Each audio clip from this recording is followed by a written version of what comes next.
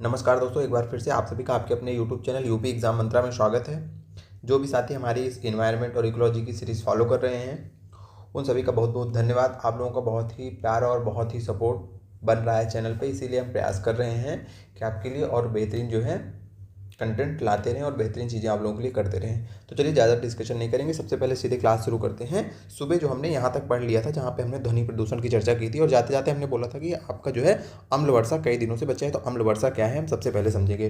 देखिए क्या नाम है, पहले नाम से समझ, आधी चीज़ें तो नाम से क्लियर हो जाती हैं। अम्ल वर्षा, अम्ल वर्षा, अम्ल का मतलब क्या होता है? एसिड। तो मतलब एसिड की रेन हो रही है, एसिड की वर्षा हो रही है। तो एसिड की वर्षा कहने का क्या, एसिड बारिश में आएगा। तो हाँ, एसिड बारिश में जब आता है तो उसे ही कहते हैं अम्ल वर्षा। कैसे होता है तो कॉन्सेप्ट समझिए। वर्षा हो रही है आपकी, ठीक है। वर्षा में क्या होता है? जल। और जब इस जल में अम्ल की मात्रा बढ़ जाए, अम्ल की मात्रा क्या हो जाए? बढ़ जाए, तो इसे क्या बोलते हैं? अम्ल वर्षा बोलते हैं। अम्ल की मात्रा बढ़ने का क्या मतलब है? देखिए जनरली जो शुद्ध जल होता है, जो शुद्ध जल होता है उसका पीएच मान कितना होता है? उसका पीएच मान 7.0 होता है। सबको पता होगा शुद्ध जल का पीएच, नहीं पता होगा तो याद कर लीजिए कि 7 होता है। शुद्ध जल का पीएच कितना होता है? 7 होता है। लेकिन वर्षा का जल कभी भी एकदम शुद्ध नहीं होता, पहली बात तो ये याद रखिए, ठीक है। लेकिन उसको अम्ल वर्षा कब बोलेंगे? जब उसका पीएच जो है 5 से भी कम हो जाए, 5 से कम हो जाए तो उसको हम क्या बोलेंगे?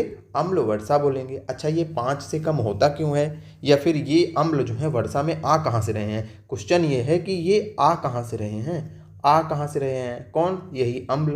अम्ल कहाँ से आ रहे हैं? तो देखिए अम्ल यहाँ से आ रहे हैं। बढ़िया सा कलर ले लें, बताएं, पीला वाला। चलिए अम्ल देखिए आ कहाँ से रहे हैं। देखिए हमारी आपकी विभिन्न क्रियाकलापों के द्वारा, थोड़ा सा गला नहीं सही है दोस्तों, आज थोड़ा सा मैनेज करिएगा। तो अम्ल देखिए दिक्कत, पता नहीं कैसे गले में जो है थोड़ा सा खराश टाइप का हो गया है, उतनी क्लियर आवाज़ नहीं निकल रही। जैसे 2 मिनट बोलेंगे फिर वो दिक्कत हो जा रही है। तो अम्ल आ कहाँ से रहे हैं? देखिए आपके वायुमंडल में मौजूद है CO2, NO2, carbon dioxide, nitrous oxide, N, एक सेकेंड, नाइट्रस ऑक्साइड का फार्मूला होता है N2O। N2O हो गया आपका नाइट्रस ऑक्साइड और SO2 हो गया ये आपका सल्फर डाइऑक्साइड। ये चीज़ें हैं, ये चीज़ें आती कहाँ हैं वायुमंडल में? तो हम कुछ चीज़ें तो एक सामान्य मात्रा में तो मौजूद ही रहती हैं, लेकिन हमारे आपके जो क्रियाकलाप हैं, जैसे औद्योगिक क्रियाकलाप या मोटर कारों के द्वारा जो उत्सर्जन हो रहा है, वहाँ से इन चीज़ों की क्या होती है? मात्रा वायुमंडल में बहुत ज़्यादा बढ़ जाती है। किसकी बढ़ जाती है? CO2, N2O और SO2 की। नाम याद रखिएगा, ठीक है। वायुमंडल में जब इनकी मात्रा बढ़ गई तो आपके वायुमंडल में जो बादल उपस्थित हैं, बादल हैं, इस बादल में क्या है? जल है। क्या है? जल है। और वायुमंडल में ऑक्सीजन भी है, ऑक्सीजन भी है। तो कार्बन डाइऑक्साइड, आपका ये नाइट्रस ऑक्साइड और सल्फर डाइऑक्साइड, ये क्या करती हैं? ये जो आपके वायुमंडल में उपस्थित ऑक्सीजन और जल है, इसके साथ अभिक्रिया करके विभिन्न अम्लों का निर्माण करती हैं। जैसे जैसे जो आपका कार्बन डाइऑक्साइड है वो कार्बोनिक अम्ल बनाता है। वो क्या बनाता है?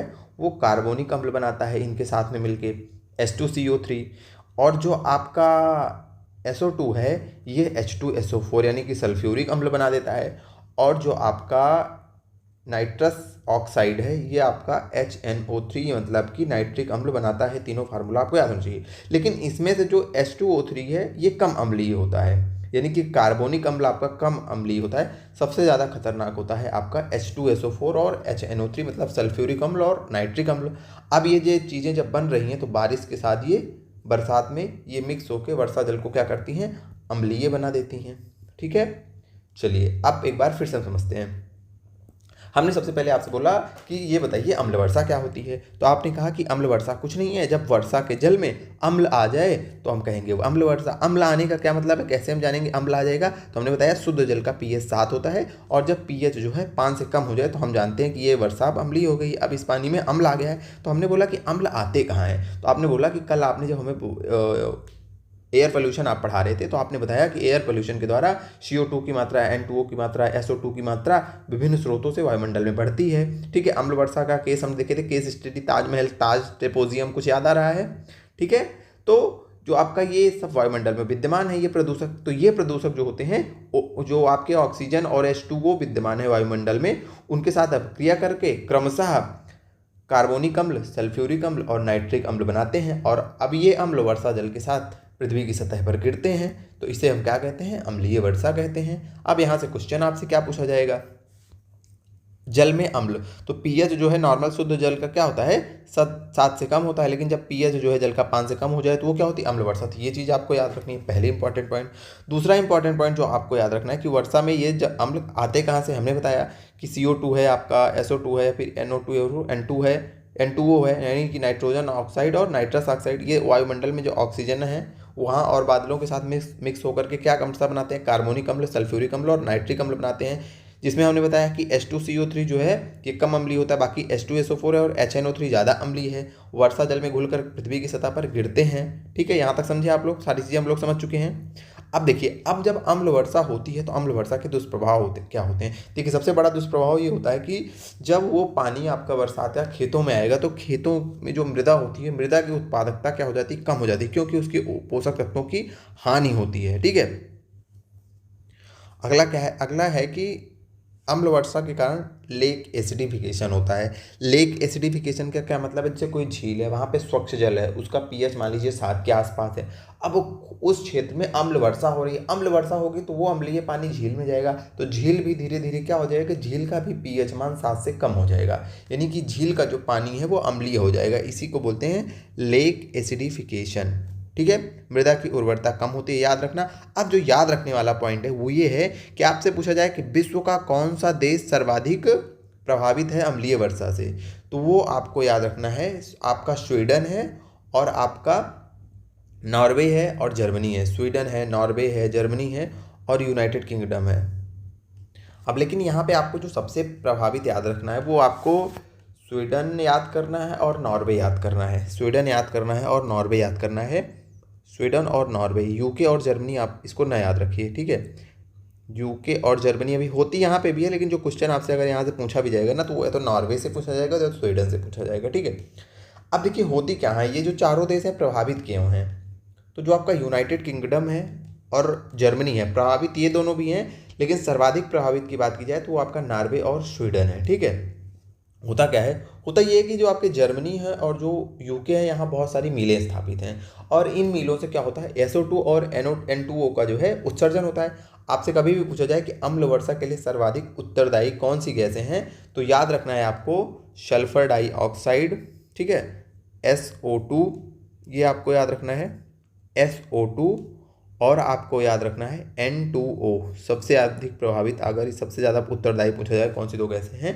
तो N2O और SO2, ये दो गैसें आपको याद रखनी है। ठीक है, नाइट्रस ऑक्साइड और सल्फर डाइऑक्साइड, कार्बन डाइऑक्साइड भी दिमाग में रखिएगा, ये तीनों बेसिकली दिमाग में रखिएगा। तो होता क्या है कि जो आपका यूके है, जो जर्मनी है, यहाँ पे क्या है, बहुत सारी मिलें हैं, इन मिलों से उत्सर्जन होता है SO2 का और N2O का, और यही कारण बनता है इस क्षेत्र में आपके जर्मनी, नॉर्वे, स्वीडन और यूनाइटेड किंगडम में अम्ल वर्षा का। ठीक है, हालांकि अब जो है यहाँ पे आपके जर्मनी और यूके में थोड़ा सा प्रभाव कम हो गया है, नॉर्वे और स्वीडन में ज़्यादा है, और नॉर्वे और स्वीडन में जो अम्ल वर्षा होती है उसका भी कारण यही जर्मनी और यूके के उद्योग ही हैं, क्योंकि आप मैप में देखिएगा तो ये पूरा रीजन जुड़ा हुआ है। ठीक है, तो नॉर्वे और स्वीडन को याद रखिएगा। अब अगला याद रखना है कि अंतर्राष्ट्रीय अम्ल वर्षा सूचना केंद्र कहाँ है, तो अंतर्राष्ट्रीय अम्ल वर्षा सूचना केंद्र आपका इंग्लैंड के मैनचेस्टर में है। कहाँ पे है, इंग्लैंड के मैनचेस्टर में। तो अम्ल वर्षा के बारे में इतना पॉइंट याद रखिएगा, इसके बाहर एक भी क्वेश्चन आपको अम्ल वर्षा से देखने के लिए नहीं मिलेगा। अब जो हमारा अगला टॉपिक है वो है मृदा प्रदूषण। तो देखिए, प्रदूषण कहीं पे भी आ जाए ना, कुछ ना है, पहली बात तो आपको डिफिनीशन नहीं रटनी है किसी चीज़ की। जब हम रटने के लिए बोलते हैं, वही डिफिनीशंस जो हम बताते हैं वो आपकी बेसिक अंडरस्टैंडिंग के लिए बताते हैं। ठीक है, तो मृदा प्रदूषण क्या है, तो मृदा प्रदूषण कुछ नहीं है, आपकी मिट्टी हो गई, मिट्टी मतलब मृदा हो गई। जब मृदा में हानिकारक पदार्थ आके मिल जाएँ, हानिकारक पदार्थ आकर के मिल जाएँ और मिट्टी की गुणवत्ता को क्या कर दें, खराब कर दें, मिट्टी की गुणवत्ता को बिगाड़ दें। अब जब मिट्टी की गुणवत्ता बिगड़ जाएगी, खराब हो जाएगी, क्योंकि पौधे और जीव तथा हम सारे मनुष्य, हम भी जीव ही हैं, ये सब क्या है, मिट्टी के ऊपर डिपेंडेंट है। मिट्टी नहीं होगी तो पेड़ पौधे कहाँ से होंगे, बताइए। मिट्टी अगर ख़राब हो जाएगी तो ना तो पेड़ पौधे नहीं होंगे, जब पेड़ पौधे ही नहीं होंगे तो अनाज कहाँ से होगा, अनाज नहीं होगा तो हम क्या खाएंगे, जीव क्या खाएंगे। मतलब मृदा अगर ख़राब हो जाएगी, दूषित हो जाएगी, तो बेसिकली हमारा जीवों का, पेड़ पौधों का, सबका जीवन नष्ट होने की कगार पे पहुंच जाएगा। तो यही है मृदा प्रदूषण आपका बेसिकली, कि जब मिट्टी में हानिकारक पदार्थ जो होते हैं आकर के मिलते हैं और उसकी गुणवत्ता क्या कर देते हैं, खराब कर देते हैं। तो ये मृदा जो होती है पेड़ पौधे, जीवों के लिए, मनुष्यों के लिए, सभी के लिए क्या हो जाती है, नुकसानदायक हो जाती है। और इसी को क्या कहते हैं, मृदा प्रदूषण कहते हैं। सारी चीज़ों में यही है, किसी भी प्रकार के प्रदूषण की बेसिकली बात होती है तो जब उसकी गुणवत्ता खराब हो जा रही है, उसमें गंदगी आके मिल जा रही है, तो हो जा रहा है प्रदूषण। अब आप कहेंगे कि ये बताइए मिट्टी में प्रदूषण कैसे होता है। तो जैसे हर जगह प्रदूषण हो रहा है वैसे मिट्टी में हो रहा है। हम बहुत ज़्यादा खाद डाल दे रहे हैं, हम बहुत ज़्यादा खाद का यूज कर दे रहे हैं, तो उससे क्या हो रहा है, विभिन्न प्रकार के जो केमिकल्स हैं वो क्या हो रहे हैं, मिट्टी में आकर के मिल जा रहे हैं और मिट्टी का जो संगठन है उसको खराब बिगाड़ दे रहे हैं। ठीक है, विभिन्न बहुत ज़्यादा कीटनाशकों का यूज, पेस्टिसाइड्स का यूज कर दे रहे हैं, हम बहुत सारे पेस्टिसाइड्स का यूज कर दे रहे हैं, या फिर बहुत ज़्यादा हम खाद का यूज कर दे रहे हैं, या फिर मिट्टी जो है मिट्टी का कटाव हो जा रहा है, मिट्टी में जल भराव हो जा रहा है। ठीक है, बहुत ज़्यादा पानी आके भर जा रहा है तो उस पानी की जो भी चीज़ें हैं उस मिट्टी को सोख लेगी, मिट्टी लवणीय हो जाएगी। ठीक है, मिट्टी लवणीय हो जा रही है। ठीक है, अम्ल वर्षा के बारे में भी जब अम्ल वर्षा हम पढ़ाए तो हमने बताया था कि अम्ल वर्षा भी मिट्टी को क्या करती है, मिट्टी की उत्पादकता को नष्ट करती है, पोषक पदार्थों को, जो वहाँ के पोषक तत्व होते हैं उनको क्या करती है, नष्ट करती है। ठीक है, या फिर मिट्टी में ऐसे प्रकार के देखिए बहुत सारे पौधे होते हैं जिनकी हमें ज़रूरत नहीं होती है, जो कि बेसिकली उस मिट्टी में उगाते हैं तो वहाँ की उत्पादकता को नष्ट करते हैं, उस मिट्टी की उर्वरता को ही नष्ट करते हैं। जैसे आपने लगाया है आम के पेड़, आपने कोई फसल लगाई है, गेहूँ लगाई है, अब गेहूँ की फसल में बहुत सारी ऐसी जो है वो विभिन्न प्रकार की जो है पेड़ पौधे उगाएंगे जो कि आपकी मृदा को भी लॉस पहुंचाएंगे और आपकी फसल को भी लॉस पहुंचाएंगे। तो इस प्रकार के, या फिर कोई ऐसे बहुत सारे बैक्टीरिया पड़े होते हैं जो कि मृदा की उर्वरता को नष्ट करते हैं, तो ये सब जैविक कारक में आते हैं। ठीक है, रेडियो एक्टिव पदार्थ जैसे आपकी अल्फा बीटा गामा रेज हो गई, इनका निष्कर्षण हो रहा है, इससे भी मृदा जो है क्या होती है, प्रदूषित होती है। और जैसे हम आपसे बताया कि जैसे आपके उद्योग या नगरों से निकलने वाले विभिन्न प्रकार के जो कचरा है उसको मिट्टी में ला करके मिला दिया जाए, तो जो वो कचरे होते हैं उसमें क्लोरीन हो गया, नाइट्रोजन ऑक्साइड हो गया, प्लास्टिक हो गया, कांच हो गया, ये सारी चीज़ें होती हैं उन कचरों में। वो कचरा जब मृदा से मिलेगा तो मृदा को क्या हो जाए, नुकसान पहुंचाएगा। तो बेसिकली मृदा जो प्रदूषण होता है वो मुख्यतः उसको जो है 6 स्रोतों में बांटा गया है। ना तो स्रोत आपको याद रखना है, ना तो कितने में बांटा गया है ये याद रखना है। समझाने के लिए बता रहे हैं कि मृदा कैसे प्रदूषित होगी, बेसिक अंडरस्टैंडिंग आपकी बन जाए, तो इन चीज़ों से प्रदूषित होती है। यहाँ कुछ समझाने वाली चीज़ें तो है नहीं।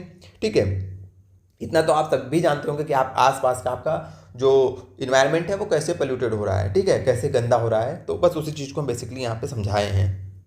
देखिए, जब हम कोई भी प्रदूषण पढ़ा रहे हैं तो उसकी जो डिफिनेशन बता रहे हैं, उसके स्रोत बता रहे हैं, वो इतनी इंपॉर्टेंट नहीं है, लेकिन जो अंदर इंपॉर्टेंट चीज़ें बताते हैं, जो बोलते हैं इंपॉर्टेंट है, उसको याद कर लिया करिए। ये सब इसलिए पढ़ा देते हैं, थोड़ा सा ज़्यादा हम वैसे भी नहीं फोकस करते, इसलिए बता देते हैं कि एक जब अंडरस्टैंडिंग बन जाएगी उस कॉन्सेप्ट के प्रति, तो आगे आने वाले जो फैक्ट हैं वो याद करने में आपको आसानी होती है उन फैक्ट्स को। अच्छा, अब ये बताइए, हम आपसे बोलें कि हम उर्वरक जो है ज़्यादा मात्रा में यूज करेंगे तो मृदा प्रदूषण होगा, तो हम बोलेंगे इसका सोल्यूशन कैसे, तो आप कहेंगे उर्वरक कम यूज करो। कीटनाशक पदार्थों का ज़्यादा यूज कर रहे हैं तो मृदा प्रदूषण हो रहा है, तो हम बोलेंगे कीटनाशकों का कम यूज करो। तो रोकथाम की जो बात होती है, तो जिन हमारे आदतों की वजह से, जिस वजह से वो प्रदूषण हो रहा है, वो आदतें हम कंट्रोल कर लें तो प्रदूषण कम हो जाएगा। तो वही रोकथाम के उपाय में क्या लिखा है कि जैव उर्वरकों और कंपोस्टों का प्रयोग किया जाए, यानी कि जो रासायनिक उर्वरक हैं उनका आप ना यूज करें ज़्यादा। तो किसका यूज करें, जैव उर्वरक का, जैविक उर्वरक, जैसे आपकी खाद हो गई। ठीक है, खाद कैसे, कौन सी खाद, जो आपकी जैसे पशुओं का अपशिष्ट है, या फिर हमारे घर में जो छिलका निकल रहा है, जैसे आलू छील रहे हैं, आलू जब करते हैं ना, आलू से छिलका निकल रहा है, मान लीजिए सब्जी है, आप कोई भी सब्जी लीजिए, मान लीजिए मटर है, तो मटर का क्या होता है, मटर का भी छिलका हम फेंक देते हैं बाहर। फलों को खाते हैं, फलों के छिलके को फेंक देते हैं। तो यानी कि ऐसे बहुत सारे जैविक जो अपशिष्ट होते हैं, उन जैविक अपशिष्टों से क्या होता है, जैविक खाद बनाई जाती है। अब जैविक शब्द हमें लगता है आप लोग समझ चुके होंगे, कई बार डिस्कशन कर चुके हैं। ठीक है, तो जैविक जो अपशिष्ट होते हैं उन जैविक अपशिष्टों से जैविक खाद बनाई जाती है, और ये जो जैविक खाद होती है ये जो है मृदा की लिए बहुत लाभदायक होती है। ये मृदा की उर्वरता को नष्ट नहीं करती, मृदा की उर्वरता को नष्ट करता है तो रासायनिक खादें नष्ट करती हैं। ठीक है, तो वही आप फोकस किया जा रहा है, गवर्नमेंट के द्वारा भी किसानों को प्रमोट किया जा रहा है, किसानों को सहायता दी जा रही है कि आप लोग जो है मृदा में यूज करिए, अपने खेत फसल जब उपजाते समय यूज करिए जैविक उर्वरकों का। ठीक है, उसके बाद समेकित कीट प्रबंधन को अपनाना, जो हम कीटों के लिए कीटनाशकों का यूज करते हैं तो ऐसा यूज ना किया जाए, बल्कि इसके लिए समेकित कीट प्रबंधन को अपनाया जाए। ठीक है, क्षारीयता, जैसे जब मिट्टी ज़्यादा क्षारीय हो जाती है तो उसके लिए क्षारीयता सुधारे तो जिप्सम तथा पायराइट का प्रयोग। अब यहाँ से जो याद करना है वो ये पॉइंट, ये आप मत भूलिएगा, इसको नोट कर लीजिए, इसको हाईलाइट कर लीजिए, कि इसको हम हाईलाइट कर देते हैं, जब आपकी PDF देंगे तो हाईलाइट करके देंगे कि ये जो आपका पूछेगा क्वेश्चन कि क्षारीयता सुधार हेतु किसका यूज किया जाता है, तो जिप्सम और पायराइट का यूज किया जाता है मिट्टी की क्षारीयता के लिए सुधार हेतु। ठीक है। झूम कृषि पर प्रतिबंध लगाना चाहिए। झूम कृषि भी क्या होती है, मृदा की उत्पादकता को कम करती है। झूम कृषि क्या है, तो झूम कृषि को स्थानांतरित कृषि बोलते हैं। इसमें एकदम एक लाइन में बोले तो जैसे आप कोई बहुत बड़ा जंगल का एरिया है, वहाँ के पेड़ पौधों को काट दो, जला दो, फिर वहाँ पे जो है खेती करो, और जब वहाँ की उर्वरता नष्ट होता है तो उस स्थान को छोड़ के दूसरे स्थान पे चले जाओ। अब इस तरह क्या हो रहा है, बहुत सारा लैंड और बहुत सारा जो है वन नष्ट होता है इस प्रक्रिया में। ठीक है। स्थानांतरित कृषि इसको बोलते हैं। एक जगह के वन को नष्ट करो, वहाँ पे खेती करो कुछ दिन, फिर वहाँ की जब उर्वरता नष्ट हो जाए दूसरे जगह के जाके नष्ट करो, तो इससे मृदा और वन दोनों का क्या होता है, लॉस होता है। ठीक है। आगे बढ़े। यहाँ तक केवल एक पॉइंट आपको याद रखना था, जो याद रखना था हमने उसको बता दिया। चलिए अब बढ़ते हैं आगे। इस स्लाइड में बेसिकली कुछ है नहीं, एक ही चीज़ें हैं, एक ही चीज़ है। देखिए जो आपके उर्वरक होते हैं ना, जो आपके उर्वरक होते हैं, कौन से उर्वरक, रासायनिक, अगर हम बोले उर्वरक ना तो हरदम समझ लिया करिए कि रासायनिक उर्वरकों की बात कर रहे हैं। ठीक है। हम जैविक उर्वरकों की बात नहीं कर रहे हैं। जैविक उर्वरक इन्वायरमेंट फ्रेंडली होते हैं। ठीक है। तो रासायनिक उर्वरक जो आपके हो गए, रासायनिक उर्वरक हो गई, ये केवल मृदा प्रदूषण नहीं कर फैलाते, ये केवल मृदा को नहीं प्रदूषित करते, अपितु ये प्रदूषित करते हैं जल को, ये प्रदूषित करते हैं वायुमंडल को। कैसे, हमने, ये हमारा खेत है, हमने इसमें जैविक उर्वरक डाला, क्या डाला, जैविक उर्वरक डाला। ठीक है। अब उस जैविक उर्वरक में नाइट्रोजन की यौगिक है, नाइट्रोजन की यौगिक है, मान लीजिए नाइट्रेट है। अब वो नाइट्रेट जो है इस मिट्टी में है, पेड़ पौधों ने जो ग्रहित किया, ग्रहण किया, बाकी जब बारिश हुई तो ये क्या होगा, ये नाइट्रेट आ गया यहाँ पे, कहाँ पे आ गया, जल में। अब ये जल में आके क्या करेगा, जल के पोषकता में वृद्धि करेगा, जल में यूट्रोफिकेशन होगा यानी कि सुपोषण होगा। सुपोषण की चर्चा कर हम कर चुके हैं। सुपोषण के बाद यहाँ क्या होगा, शैवाल बूम होगा, और यहाँ की जैव विविधता का क्या होगा, लॉस होगा। तो बेसिकली ये आपका देखिए, जो हम जैविक उर्वरक जो रासायनिक उर्वरक का यूज कर रहे हैं वो किस प्रकार से आपके जल को भी पोल्यूटेड कर रहा है। ठीक है। उसके साथ वायुमंडल को भी प्रदूषित करता है। अब ये जो नाइट्रेट है यह निर्मुक्त होकर वायुमंडल में जाएगा, और वायुमंडल में भी नाइट्रोजन प्रदूषण करेगा, नाइट्रोजन प्रदूषण करेगा। अगली स्लाइड में हम नाइट्रोजन प्रदूषण को ही समझेंगे। तो ये पॉइंट आपको याद रखना है। ये प्रीवियस ईयर क्वेश्चन है, आपसे क्वेश्चन पूछा जाएगा। प्रीवियस ईयर क्वेश्चन में भी याद नहीं आ रहा एग्जैक्ट क्या क्वेश्चन था। ऐसा था कि उर्वरक के अत्यधिक प्रयोग से क्या होता है, क्वेश्चन था कि उर्वरक के अत्यधिक प्रयोग से क्या होता है। ऑप्शन ए था मृदा प्रदूषण, ऑप्शन बी था जल प्रदूषण, ऑप्शन सी था वायु प्रदूषण, और ऑप्शन डी था उपयुक्त सभी। तो अगर आपके दिमाग में सारी चीज़ें नहीं होंगी तो आप कोई एक का चयन करेंगे, लेकिन वही हमारा बताने का मतलब है कि आप एक का चयन ना करिएगा, आप तीनों का चयन करिएगा, उपयुक्त सभी। क्योंकि रासायनिक उर्वरक जो भी उर्वरक आपके होते हैं, इनसे मृदा प्रदूषण, जल प्रदूषण, वायु प्रदूषण तीनों होता है। इस स्लाइड में यही है, क्या लिखा है, उर्वरक का अत्यधिक प्रयोग विभिन्न प्रकार के प्रदूषण उत्पन्न करता है, मृदा प्रदूषण, जल प्रदूषण और वायु प्रदूषण। यह मानव एवं पशुओं की आहार श्रृंखला में पहुंचकर गंभीर बीमारियां पैदा करता है। इसका मतलब समझिए आप, हम कई क्लास में बताए हैं कि यदि मृदा आपकी प्रदूषित हो रही है तो जो पोल्यूटेंट है, जैसे हमने बताया था कि जब डीडीटी के बारे में बताया था, डीडीटी के बारे में पढ़ाया था, तो वो भी तो कवकनाशी था ना। तो ठीक है, तो जितना ही, कवकनाशी नहीं था वो, था आपका कवकनाशी नहीं था, वो आपका पेस्टिसाइड था, कीटनाशक था वो। डीडीटी कीटनाशक होता है। ठीक है। तो जो डीडीटी था वो भी तो मृदा को प्रदूषित कर रहा था, वो भी मृदा को हमने बताया ना कि भी आपके कीटनाशक भी प्रदूषित कर रहे हैं, आपके उर्वरक भी प्रदूषित कर रहे हैं। ठीक है। जैविक तत्व भी प्रदूषित कर रहे हैं। तो जो ये तत्व होते हैं जो मृदा को, जो पोल्यूटेंट मृदा को प्रदूषित कर रहे हैं, जो यहाँ पे प्रदूषण फैला रहा है जो तत्व, तो जब ये आपके खेत में ये जो फसल उग रही है, इस फसल में भी तो ये जाएगा, और इस फसल को आगे जो चीव खाएंगे, वो हम खाएंगे, उनके पास भी तो वो प्रदूषक पहुँचेगा। और वो प्रदूषक जब उनके पास पहुँचता है तो क्या होता है पता है, उनको अंदर ही अंदर धीरे, स्टार्टिंग में तो हमें नहीं पता चलता, जैसे कोई प्रदूषक हमारे अंदर रहता है तो हमें स्टार्टिंग में नहीं पता चलता कि हमें कोई नुकसान हो रहा है, लेकिन धीरे धीरे धीरे धीरे धीरे धीरे क्या होता है, एक लंबे समय के बाद हमें इसका जो है नकारात्मक प्रभाव देखने को मिलता है। और इस प्रक्रिया को क्या बोला जाता है, रेंगती मृत्यु बोला जाता है। इसको एक कॉन्सेप्ट दिया गया है, रेंगती मृत्यु। ठीक है। एक बार पीछे चलते हैं, हम क्या पढ़ा रहे थे, हमने बताया कि जो ये मृदा में जो पोल्यूटेंट आ रहे हैं, ये पोल्यूटेंट मृदा तक ही सीमित नहीं रखते, अपितु ये मृदा के बाद पेड़ पौधों में ट्रांसफ़र होते हैं, पेड़ पौधों के बाद ट्रांसफ़र होते हैं आगे की आहार श्रृंखला में। आहार श्रृंखला क्या है, कैसे, सारी चीज़ें हमने बहुत अच्छे से प्रीवियस क्लासेस में देखी है। उसके बाद जब ये आहार श्रृंखला में आते हैं, ये तो हो गई एक बात। दूसरी बात यहाँ से स्टार्ट होती है, आहार श्रृंखला में आते हैं, फिर ये आगे के जीवों में ट्रांसफ़र होते हैं, जो जीव इनका इनको खाते हैं। जब ये जीवों में ट्रांसफ़र होते हैं, हमारे अंदर भी ट्रांसफ़र होते हैं, तो अचानक से इनका इफेक्ट, इनका जो नकारात्मक प्रभाव है वो हमें अचानक से नहीं दिखता, बल्कि धीरे धीरे एक लंबे समय के बाद कोई सी प्रकार की गंभीर समस्याओं के रूप में ये हमारे सामने आता है। ठीक है, और वो कहीं ना कहीं फिर कारण बन जाता है मृत्यु का। मतलब इतनी गंभीर समस्याएं हो जाती हैं कि उससे जीवों का क्या हो जाता है, मृत्यु हो जाती है। तो इसीलिए इसको रेंगती मृत्यु भी बोला जाता है। क्या बोला जाता है? रेंगती मृत्यु। कहीं लिखा था, देखिए, कीटनाशक, कवकनाशक एवं खरपतवार नाशक को मृदा की रेंगती मृत्यु कहा जाता है। ठीक है, इसको मृदा की भी रेंगती मृत्यु कहा जाता है, क्योंकि मृदा जो होती है ना, दोनों कॉन्सेप्ट में इसको, एक तो देखिए, एक तो हमारे लिए भी ये रेंगती मृत्यु के समान है कि धीरे धीरे, ऊपर से इसको मृदा के दृष्टिकोण से भी इसको क्रीपिंग डेथ, यानी कि मृदा की भी जो उत्पादकता होती है ना, वो धीरे धीरे, हम खरपतवार स्टार्टिंग में तो यूज़ कर रहे हैं, हमें लग रहा है कि फसल बहुत अच्छी उग रही है, लेकिन धीरे धीरे धीरे धीरे क्या होता है ना कि मृदा की जो है उत्पादकता वो नष्ट हो जाती है। मृदा की उत्पादकता अगर नष्ट हो गई तो मतलब क्या हो गई, मृदा डेथ हो गई। इसीलिए इसको मृदा की रेंगती मृत्यु या फिर क्रीपिंग डेथ कहा जाता है। क्रीपिंग डेथ कहने का पहला संदर्भ ये है जो अभी हम बताए, मृदा वाला, और दूसरा संदर्भ वो है जो हम इसके पहले यहाँ पे डिस्कशन किए कि ये इनडायरेक्टली हमारी भी मृत्यु का कारण बनता है। इसको एक और वर्ड बोला जाता है, मैं स्लाइड में सामने, या यहाँ पे इसको मंदविष, हमारे संदर्भ में इसको मंदविष, स्लो पॉइजन बोला जाता है। क्या बोला जाता है? Slow poison. हमने बताया कि जो अभी हम वहाँ पे समझा रहे थे कि खाद्य श्रृंखला में जो ट्रांसफर होता है तो आगे बढ़ता है, तो क्या होता है, होता ये है कि आगे के जो जीव होते हैं उनको तुरंत नहीं पता चलता उसका नकारात्मक प्रभाव, लेकिन धीरे धीरे क्या होता है, ये जो है उनकी मृत्यु का कारण बनता है, मृत्यु का कारण बनता है। लिखा है वही चीज़ें कि उर्वरक, पीड़कनाशी, कीटनाशक और शाकनाशी मृदा के प्राकृतिक, भौतिक और रासायनिक जीव व जैविक गुणों को नष्ट करते हैं। मतलब कि मृदा प्रदूषण कर दिए ये मिलके। फिर क्या करते हैं कि रासायनिक उर्वरक मृदा के सूक्ष्म जीवों को नष्ट करते हैं जो नाइट्रोजन परिवर्तन का कार्य करते हैं। इससे अनवरता बढ़ती है और जड़ धारण क्षमता घटती है। ठीक है, ये तो मृदा के संदर्भ में हो गया। अब अगली चीज़ ये है कि ये रसायन जो है अब क्या हो रहा है, ये रसायन फसलों में संचित होकर मानव के लिए मंदविष का कार्य करते हैं। मानव के लिए नहीं, अन्य जीवों के लिए। जैसे हम जब वहाँ पे देख रहे थे तो हमने देखा था कि जो डीडीटी थे, जो आपका डीडीटी था, वो क्या करता था, वो आगे जो है ट्रांसफ़र होता था जीवों में, और हम देखे कि वो पक्षियों में ट्रांसफ़र हो जाता था, और क्या करता था, पक्षियों के लिए बहुत ही ज़्यादा हानिकारक वो सिद्ध हुआ। होता क्या है कि पक्षियों के अंडे का जो छिलका है वो पतला हो जाता है, अंडे टूट जाते हैं, और जो है क्या होता था, उससे फिर प्रजनन क्रियाएं जो है उनकी जो है रुक जाती थी, क्योंकि फिर आगे जनरेशन नहीं बढ़ती थी उस।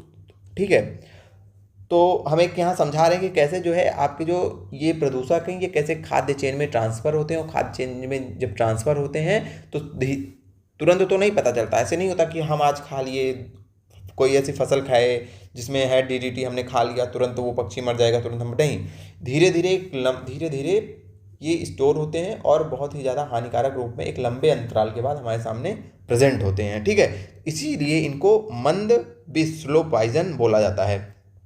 और दूसरी चीज़ हमने बोला कि मृदा के संदर्भ में इसको क्या बोला जाता है, इसको बोला जाता है क्रीपिंग डेथ, यानी कि रेंगती मृत्यु। और रेंगती मृत्यु मृदा के नहीं, मनुष्यों के संदर्भ में भी बोला जाता है। ठीक है, तो रेंगती मृत्यु क्या है और क्यों बोला जाता है, और ये चीज़ मंदविष क्यों बोला जाता है। ठीक है, समझ गए आप। चलिए, और रेंगती मृत्यु के बारे में दोनों बात याद रखिएगा कि मृदा के भी संदर्भ में बोला जाता है और हमारे आपके जीवों के भी संदर्भ में बोला जाता है। ठीक है, अब आगे बढ़ते हैं। ये स्लाइड्स भी हमारी हो गई थी, जितनी चीज़ें बता रहे हैं केवल उतनी चीज़ें दिमाग में रखते चलिए। अब आगे जो हमें याद करना है, इस स्लाइड में पता क्या है, कुछ नहीं याद करना, इसमें बस ये एक चीज़ याद रखना है कि पेपर में आपसे क्वेश्चन आएगा कि निम्न में से कौन पेस्टिसाइड है कौन नहीं है। ठीक है, कीटनाशक कौन है कौन नहीं है, तो कुछ कीटनाशकों के यहाँ पे नाम लिखे, उनका नाम याद रखना है। जैसे आपसे पूछेगा कि कार्बोफ्यूरेन क्या है, ऑप्शन में रहेगा कीटनाशक, आपको उसी का चूज़ करना है। तो कार्बोफ्यूरेन, मेथिल पैराथियान, फोरेट और ट्राईएजोफास, ये सब क्या हैं, ये आपके प्रमुख कीटनाशक के रूप में इन रसायनों का यूज होता है। तो इन चारों का नाम आपको याद होना चाहिए, कार्बोफ्यूरेन, मेथिल पैराथियान, फोरेट और ट्राईएजोफास। ये सब क्या हैं, ये सब आपके कीटनाशक हैं। ठीक है, अब खाद्य से वो चीज़ें बार बार वही लिखी हैं, खाद्य पदार्थों में संचित होने पर मानव स्वास्थ्य पर इनका बुरा असर पड़ता है। कई बार हमने इसको समझा दिया। ठीक है, अब आगे जो पॉइंट याद रखना है, पूछा ये जाएगा, जैसे मान लीजिए ये क्वेश्चन थोड़ा सा एडवांस लेवल का, आपसे ये पूछ सकता है कि कृषि एवं किसान कल्याण मंत्रालय द्वारा 18 कीटनाशकों को प्रतिबंधित किया गया, यह प्रतिबंध किस समिति की सिफारिश के आधार पर लगाया गया था। ऐसा क्वेश्चन आपके पेपर में आता है कि नहीं आता, बताइए। आता है तो बिल्कुल इसका आंसर आपको याद रखना है कि अनुपम वर्मा समिति ने 2018 में सिफारिश दी और उनकी सिफारिश के आधार पर कृषि एवं किसान कल्याण मंत्रालय के द्वारा 18 कीटनाशकों को प्रतिबंधित कर दिया गया। उनकी लिस्ट हमें नहीं याद रखना, यहाँ पे हम लाए थे लेकिन हम इरेज कर दिए, क्योंकि हमें पता है हम देंगे तो आपके अंदर वो मच जाएगा याद करने का, कि हमें याद करना कोई आवश्यकता है नहीं। बस यही याद करना है कि अनुपम वर्मा समिति के द्वारा प्रमुख 18 जो है कीटनाशकों पर प्रतिबंध लगाया गया था 2018 में कृषि एवं किसान कल्याण मंत्रालय के द्वारा। ठीक है, अब हम नाइट्रोजन प्रदूषण समझ रहे थे ना। हमने नाइट्रोजन प्रदूषण आपको भी कुछ देर पहले थोड़ी सी यहाँ पे ओवरव्यू दिया था नाइट्रोजन प्रदूषण का। कहाँ पे, यहाँ पे ना अब यहाँ पे अच्छे से समझेंगे। ये स्लाइड नाइट्रोजन प्रदूषण के लिए ही है। नाइट्रोजन प्रदूषण से क्वेश्चन आते हैं। सबसे पहले अगर हम बोलें कि नाइट्रोजन प्रदूषण है क्या, नाइट्रोजन प्रदूषण है क्या, तो नाइट्रोजन प्रदूषण कुछ नहीं है, जो आपके नाइट्रोजन के यौगिक होते हैं, नाइट्रोजन के यौगिक होते हैं, ठीक है, इनका अब कहते हैं कौन से यौगिक, क्योंकि यौगिक कुछ लोगों को नहीं याद आ रहा होगा। तो नाइट्रोजन के यौगिक जैसे नाइट्रेट हो गया, आपका नाइट्राइट हो गया, अमोनिया हो गई, ये सब क्या है, नाइट्रोजन के यौगिक हैं। तो ये जो यौगिक है ना, जब इनकी मात्रा जो है अत्यधिक मात्रा हो जाती है, कहाँ पे, मिट्टी में, जल में, वायु में, तो ये क्या करते हैं, ये इन्वायरमेंट को नुकसान पहुंचाने लगते हैं। ये आपके जो यौगिक हैं पर्यावरण को नुकसान पहुंचाने लगते हैं, और इसी को कहते हैं नाइट्रोजन प्रदूषण। तो नाइट्रोजन प्रदूषण क्या है, एक लाइन में समझे कि नाइट्रोजन के यौगिकों का मिट्टी, जल तथा वायु में अत्यधिक मात्रा में वृद्धि होना और पर्यावरण को नुकसान पहुंचाना ही नाइट्रोजन प्रदूषण कहलाता है। अब आप कहेंगे कि अच्छा ये बताइए अत्यधिक मात्रा में आ कहाँ से जा रहे हैं। तो हमने भी बताया ना कि जैसे हम जब खेती में कृत्रिम नाइट्रोजन उर्वरक का जब यूज करते हैं, रासायनिक उर्वरक के रूप में कृत्रिम नाइट्रोजन उर्वरक का जब यूज करते हैं, मतलब ऐसे रासायनिक उर्वरक का यूज करते हैं जिसमें नाइट्रोजन होता है, ठीक है, नाइट्रोजन युक्त जो है उर्वरक का यूज करते हैं, तो होता क्या है कि जो पेड़ होते हैं ना, वो केवल 33% प्राप्त करते हैं, 33% यूज करते हैं। बाकी का जो होता है वो क्रमिक रूप से पर्यावरण में नाइट्रोजन के ऑक्साइड के रूप में निर्मुक्त हो जाता है। कहाँ चला गया, वायु में, पर्यावरण में आपके चला गया, निर्मुक्त हो गया, 33% यूज हुआ, बाकी चला गया।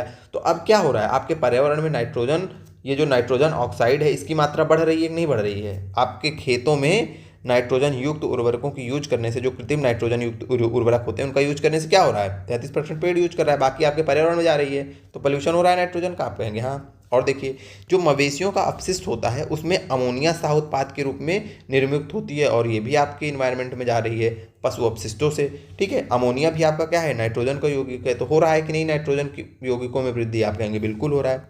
और जो कुक्कुट अपशिष्ट होता है, कुक्कुट मतलब जो ये मुर्गियों का पालन होता है, ठीक है, मुर्गियों और मुर्गों कुक्कुट बोला जाता है, ठीक है। तो कुक्कुट अपशिष्ट जो होता है, जो उनका अपशिष्ट होता है, उसमें भी अभिक्रियाशील नाइट्रोजन यौगिक जो होता है वो पर्यावरण में निर्मुक्त होता है। तो ये प्रमुख, ठीक है, प्रमुख 3 स्रोत है जहाँ से नाइट्रोजन का प्रदूषण होता है, यानी कि नाइट्रोजन के यौगिकों का उत्सर्जन होता है।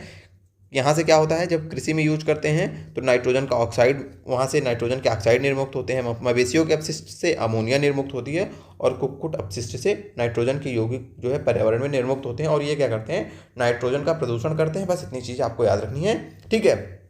नाइट्रोजन प्रदूषण क्या है, दिमाग में बैठ गया होगा। और कहाँ कौन सा इनका स्रोत है, ये तीनों स्रोत याद कर लेना, कहाँ से क्या होता है, ठीक है। यहाँ से नाइट्रोजन डाइऑक्साइड, मवेशी के अपशिष्ट से अमोनिया, ठीक है, और कुक्कुट अपशिष्ट से नाइट्रोजन यौगिक। इतनी चीज़ें आपको याद रखनी है। उसके बाद नीचे कुछ फैक्ट लिखें, ये आपके लिए नहीं इंपॉर्टेंट है। क्यों नहीं इंपॉर्टेंट है, क्योंकि इतना डीप आपसे क्वेश्चन पूछा नहीं जाएगा। अब ये जो स्लाइड्स हम बनाएंगे, हम खुद अपने रिवीजन के लिए भी रखते हैं। तो यहाँ पे जैसे पीसेस वगैरह में क्या होता है कि थोड़ा सा एक गुंजाइश बनती है कि थोड़ा कठिनतम लेवल के जो है, हार्डेस्ट लेवल के क्या पूछे जाते हैं, फैक्ट पूछ लिए जाते हैं। तो ये उनके लिए यहाँ पे कुछ पॉइंट हमने लिखे हैं, ये आपके लिए नहीं इंपॉर्टेंट है, ठीक है। ये रिपोर्ट जो कह रहा है नहीं इंपॉर्टेंट है, पढ़ना चाहिएगा तो पढ़ लीजिएगा, आपको पीपीटी में दे दिया जाएगा। अब अगला प्रश्न ये है कि मृदा फसल चक्र क्या है। क्या है फसल चक्र, तो फसल चक्र कुछ नहीं है। पहला अक्षर इसका नाम है फसल, और दूसरा क्या अक्षर इसमें चक्र, यानी कि फसल का चक्र चलना। तो फसल के चक्र का क्या मतलब है, फसल के चक्र का मतलब है कि ये आपका खेत है, ये आपका खेत है। अब आप इस खेत में अलग अलग मौसम में अलग अलग फसलों का उत्पादन कर रहे हैं, ठीक है। जैसे पहले गेहूं उत्पादन किया आपने, फिर चावल का उत्पादन किया, फिर मक्के का उत्पादन किया, ठीक है। तो क्या हो रहा है, अलग अलग वर्षों में या फिर अलग अलग मौसम में अलग अलग फसलों का उत्पादन करना ही क्या कहलाता है, फसल चक्र कहलाता है। फसल चक्र यूजफुल इसलिए है कि इससे खेत की उर्वरा शक्ति में वृद्धि होती है, पोषक तत्वों व नमी का संतुलन बना रहता है, दलहनी फसलों से मिट्टी की भौतिक दशा में सुधार होती है, भूमि में जैव पदार्थ की पर्याप्तता बढ़ती है, खरपतवार कीटों तथा रोगों पर नियंत्रण होता है, अधिक पैदावार एवं गुणवत्ता में वृद्धि होती है, और उपलब्ध साधनों का क्षमतापूर्ण उपयोग होता है, यानी कि मृदा का भरपूर उपयोग भी हो जाता है, ठीक है। तो क्या है फसल चक्र? फसल चक्र जो है बेसिकली एक मौसम में, सॉरी एक से अधिक मौसम में या कई अलग अलग जो वर्ष होते हैं उसमें क्या होता है कि अलग अलग टाइप की फसलों का उगाना है। ये नहीं कि हर बार हम खेत में एक ही टाइप की फसल ला रहे हैं, एक ही टाइप की फसल ला रहे हैं, नहीं। अलग अलग मौसम में अलग अलग जब आप फसल उगाएंगे तो हर टाइप की फसल जो होती है उसकी अलग अलग नीड होती है। वो कुछ जो है यो पोषक तत्वों को मृदा में बनाएगी, कुछ को इनटेक करेगी, कुछ का यूज करेगी। तो मृदा में जो पोषक तत्वों का होता है वो संतुलन बन जाता है फसल चक्र के यूज से। फसल जब आप अलग अलग टाइम में अलग अलग फसलों को उपजाएंगे, ठीक है। और इससे क्या होता है फसल चक्र से? फसल चक्र से मृदा के स्वास्थ्य में वृद्धि होती है। बस इतनी चीज आपको याद रखनी है यहाँ से। बाकी मंद बीज के बारे में हमने पूरा डिस्कशन कर लिया है। अब बढ़ते हैं हम आगे की क्लास की ओर।